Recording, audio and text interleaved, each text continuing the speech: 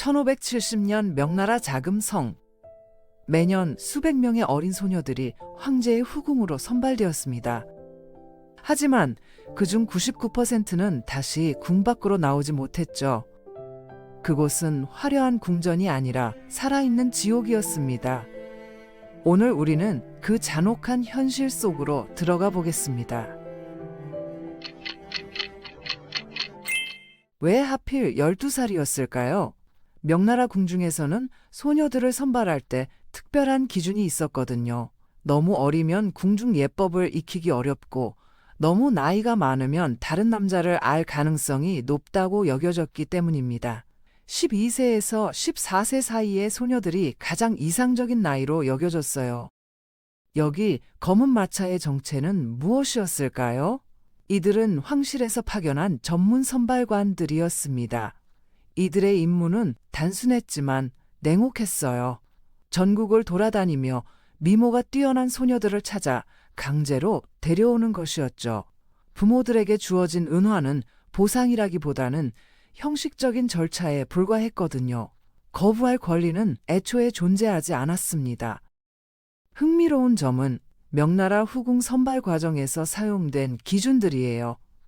치아의 상태로 건강을 판단했고, 발의 크기로 전족 가능성을 평가했으며, 피부색으로 출신 계층을 추측했습니다. 마치 가축을 고르듯 했다는 표현이 과장이 아니었던 셈이죠.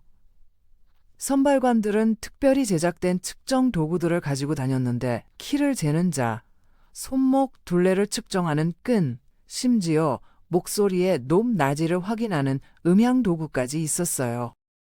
자금성으로 향하는 여행은 그 자체로 시험이었습니다. 며칠간의 험난한 여정을 견디지 못하는 소녀들은 도중에 도태되었거든요. 살아남아 자금성에 도착한다고 해서 안전한 것도 아니었어요. 오히려 진짜 지옥의 시작이었죠. 마차 안에서는 하루에 한 끼만 제공되었고 화장실조차 제대로 갈 수 없었습니다. 많은 소녀들이 탈수나 영양실조로 쓰러지기도 했어요. 자금성의 붉은 문을 통과하면서 소녀들이 마주한 첫 번째 관문은 신체 검사였습니다. 이 과정은 단순한 건강 체크가 아니었어요. 궁중에서 살아남을 수 있는 최소한의 조건을 갖추었는지 판단하는 잔혹한 선별 과정이었거든요. 의관들은 소녀들의 몸 구석구석을 검사했고 작은 흉터나 점 하나도 놓치지 않았습니다. 전족 과정은 특히 충격적이었어요. 소녀들의 발가락을 인위적으로 구부려 연꽃 모양으로 만드는 이 관습은 아름다움의 상징으로 여겨졌지만 실제로는 평생 고통을 안고 살아가야 하는 형벌과 다름없었죠. 많은 소녀들이 이 과정에서 감염으로 목숨을 잃기도 했습니다. 발가락 뼈를 부러뜨리고 천으로 단단히 감아 고정시키는 과정에서 나오는 비명소리는 궁전 전체에 울려 퍼졌어요. 후궁 생활의 실상은 어땠을까요?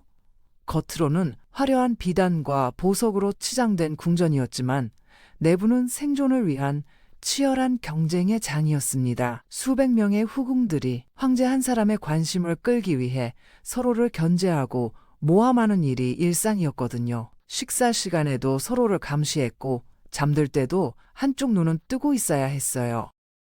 계급 구조도 복잡했습니다. 가장 아래 단계인 궁녀에서 시작해서 다붕, 상시, 상위, 소용, 소위, 수비, 덕비, 현비를 거쳐 최고 지위인 황후에 이르기까지 14단계의 엄격한 서열이 존재했어요. 각 단계마다 허용되는 의복, 장신구, 거주 공간이 달랐고 한 단계 올라가기 위해서는 목숨을 걸어야 했죠. 계급에 따라 하루 식사량도 달랐는데 최하위 궁녀들은 하루에 죽 한 그릇이 전부였습니다. 일상생활은 어떠했을까요? 새벽 4시에 기상해서 밤 10시까지 계속되는 궁중 업무들이 있었어요.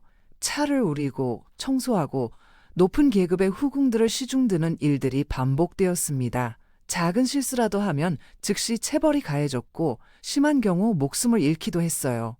특히 황제가 사용하는 물건들을 다룰 때는 극도의 주의가 필요했는데 찻잔 하나라도 깨뜨리면 곤장 100대는 기본이었거든요. 황제를 만날 기회는 극히 제한적이었습니다.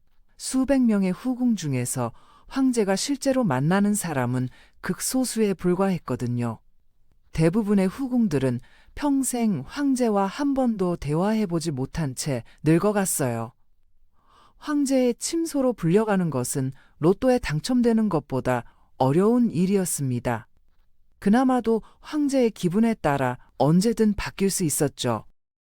임신과 출산은 후궁들에게 유일한 희망이자 동시에 최대의 위험이었습니다. 아들을 낳으면 지위가 상승할 수 있었지만 그만큼 다른 후궁들의 질투와 견제도 심해졌어요. 실제로 많은 왕자들이 어린 나이에 의문의 죽음을 맞았는데 이는 후궁들 간의 권력 다툼과 무관하지 않았습니다. 임신한 후궁들은 24시간 감시를 받았고 음식도 3번씩 독성 검사를 거쳐야 했거든요. 독살 사건은 후궁에서 벌어지는 가장 흔한 범죄였어요. 수은, 비소, 각종 독초를 이용한 암살 시도가 일상적으로 벌어졌습니다. 음식을 먹기 전에 은수저로 독성을 확인하는 것은 기본이었고 신뢰할 수 있는 시녀를 두는 것이 생존의 필수 조건이었죠. 심지어 화장품이나 향수에도 독을 넣는 경우가 있어서 후궁들은 항상 긴장 상태로 살아야 했어요. 정치적 음모도 복잡했습니다. 후궁들은 단순히 개인적인 경쟁만 하는 것이 아니라 각자의 가문과 연결된 정치적 이해관계를 대변했거든요. 한 후궁의 몰락은 곧 그 가문 전체의 몰락을 의미했기 때문에 생존을 위한 투쟁은 더욱 치열할 수밖에 없었어요. 때로는 황제도 모르는 사이에 후궁들 뒤에서 거대한 정치적 거래들이 이루어지기도 했습니다. 황태후의 역할도 중요했어요. 황제의 어머니인 황태후는 후궁들의 생사 여탈권을 쥐고 있었거든요. 황태후의 눈에 들면 보호받을 수 있었지만 미움을 사면 어떤 이유든 만들어서 제거당할 수 있었습니다. 황태후를 만족시키기 위해 후궁들은 온갖 뇌물과 선물을 준비해야 했어요. 교육과 예법도 생존과 직결되었습니다. 서예, 그림, 음악, 춤 등의 기회를 익혀야 했고 복잡한 궁중 예법을 완벽하게 숙지해야 했어요.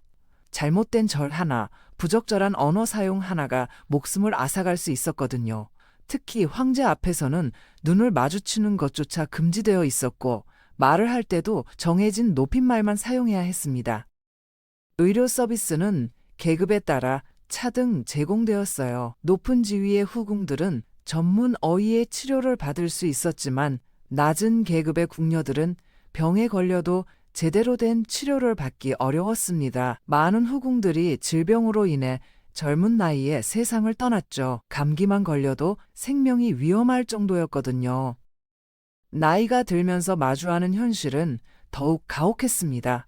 젊음과 미모를 잃은 후궁들은 점차 궁 안에서 잊혀져 갔어요. 새로운 젊은 후궁들이 들어오면서 기존 후궁들의 지위는 계속 하락했습니다. 30세가 넘으면 이미 늙은 후궁으로 취급받았고 40세가 되면 거의 투명인간 취급을 받았어요. 궁 밖으로 나갈 수 있는 경우는 극히 드물었습니다. 황제가 특별히 하사하거나 가문에서 특별한 정치적 거래를 통해서만 가능했죠. 대부분의 후궁들은 평생 자금성 안에서만 살다가 죽었어요. 궁 밖 세상이 어떻게 변하는지도 모른 채 말이에요.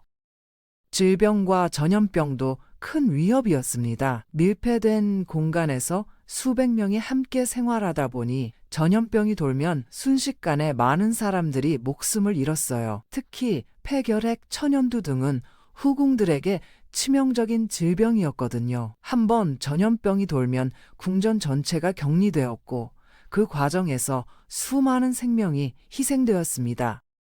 숙청은 주기적으로 벌어졌어요. 궁중 유지비가 부족하거나 정치적 변화가 있을 때마다 대규모 숙청이 단행되었습니다. 한 번에 수백 명씩 궁에서 쫓겨나거나 처형되기도 했어요. 이때는 아무런 잘못이 없어도 단순히 숫자를 맞추기 위해 희생양이 되어 단체로 매장되기도 했습니다. 후궁들의 자녀 교육도 복잡한 문제였습니다. 왕자들은 황위 계승 경쟁에 휘말렸고 공주들 역시 정치적 도구로 이용되었어요. 많은 어머니들이 자신의 자녀를 보호하기 위해 온갖 수단을 동원해야 했습니다. 때로는 자신의 아이를 다른 후궁의 아이인 것처럼 속여서 키우기도 했어요. 종교적 위안을 찾는 후궁들도 많았습니다. 불교나 도교에 귀의하여 정신적 평안을 얻으려 했지만 이마저도 정치적으로 이용되는 경우가 많았어요. 종교 활동조차 자유롭지 못했던 것이 후궁들의 현실이었거든요.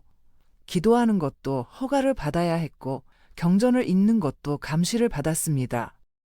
경제적 측면에서 보면 후궁 제도는 엄청난 국가 재정 부담이었어요. 수천 명의 후궁과 궁녀들을 부양하는 비용은 국가 예산의 상당 부분을 차지했습니다. 이는 결국 일반 백성들의 세금 부담으로 이어졌어요. 한 명의 후궁을 유지하는 비용으로 일반 가정 10집이 1년간 살 수 있었거든요. 문화적 영향도 컸습니다. 후궁 제도는 여성을 남성의 소유물로 보는 가부장적 사고를 강화했고 여성의 사회적 지위를 더욱 낮추는 결과를 가져왔어요. 이러한 인식은 수백 년간 중국 사회에 깊은 영향을 미쳤습니다. 심지어 일반 가정에서도 딸을 팔물거으로 여기는 풍조가 생겨났어요. 심리적 고통도 상상을 초월했습니다. 고향과 가족을 그리워하며 우울증에 빠지는 후궁들이 많았어요. 자살을 시도하는 경우도 빈번했지만 이마저도 엄격히 감시당했습니다. 후궁들은 자신의 감정조차 자유롭게 표현할 수 없었거든요. 마지막으로 이 모든 고통과 희생 속에서도 일부 후궁들은 놀라운 지혜와 용기를 보여주었습니다. 그들은 제한된 환경 속에서도 자신만의 생존 전략을 개발했고 때로는 정치적 영향력을 행사하기도 했어요. 이들의 이야기는 단순한 비극을 넘어서 인간의 의지력과 생존 본능을 보여주는 역사적 증언이기도 하거든요. 이렇게 명나라 후궁 제도는 권력의 잔혹함과 인간 존재의 가치에 대해 깊이 생각해보게 하는 역사적 사례입니다. 화려한 겉모습 뒤에 숨겨진 이런 참혹한 현실을 알고 나면 우리가 살고 있는 현재의 소중함을 더욱 절실히 느끼게 됩니다.